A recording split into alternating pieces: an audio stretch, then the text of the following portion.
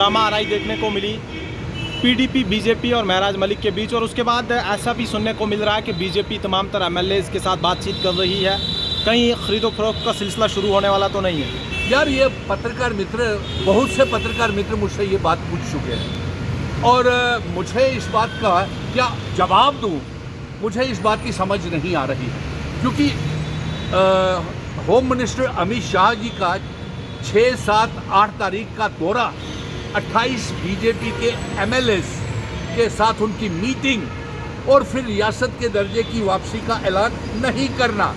इसके साथ साथ अमित शाह जी ने ये कहा है कि 12 टेररिस्ट ऑर्गेनाइजेशंस हुर्रियत से खुद को अलग कर चुकी हैं।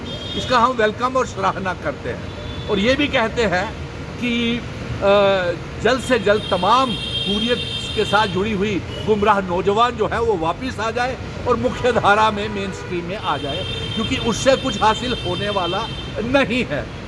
और दूसरा, हम ये भी मांग करते हैं कि पीओके गिलगित बल्टिस्तान जम्मू कश्मीर रियासत का हिस्सा है, इसे जम्मू कश्मीर रियासत का हिस्सा बनाया जाए। अब पत्रकार मित्र हमसे ये पूछ रहे थे कि असेंबली में जो हुआ है उसको किस तरीके से देखते हैं। ये बड़ा अफसोसनाक वाकया है। ये गैंगस्टर वार्स जो है, एक कानून साजिया असेंबली में इस तरीके से लेजिस्लेचर का आपस में धक्का मुक्की, गाली गलोच और मार कुटाई जो है, ये बिल्कुल अच्छा नहीं है। उस दिन हम खुद वहाँ पे मौजूद थे।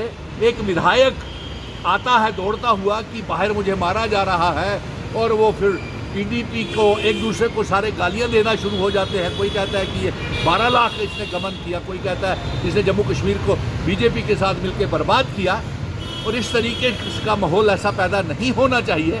और साथ में आप पत्रकार मित्र जिस तरीके से ये सवाल उठा रहे हैं आज कि मरकज़ की सरकार एक बड़ा प्लान करने जा रही है और सारे एमएलए जितने भी हैं तमाम पार्टियों के, उनके साथ संपर्क में है।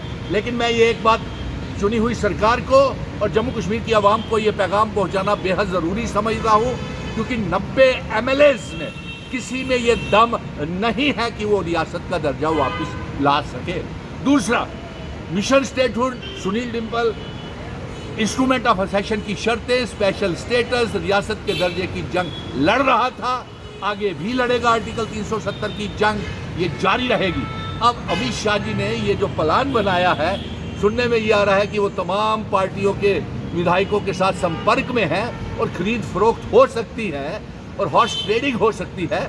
इसको लेकर के क्या आने वाले समय में रुख रहेगा और क्या स्थिति बनेगी, ये एक चिंता की बात है। लेकिन मैं ये चाहूँगा कि 19 अप्रैल को प्राइम मिनिस्टर नरेंद्र मोदी जी जम्मू कश्मीर के दौरे के ऊपर आ रहे हैं, वो आकर के जम्मू कश्मीर को रियासत के दर्जे का ऐलान करें और हमारा स्पेशल स्टेटस का ऐलान करें। इसका हम बेसब्री के साथ इंतज़ार कर रहे हैं। और ये खरीद फरोख्त, हॉर्स ट्रेडिंग, ये तो नीतीश कुमार तक की हो गई और चंद्रबाबू नायडू तक को भारतीय जनता पार्टी ने महाराष्ट्र में खरीद लिया, तो जम्मू कश्मीर में क्या कब हो जाए इसके लिए कुछ कहा नहीं जा सकता।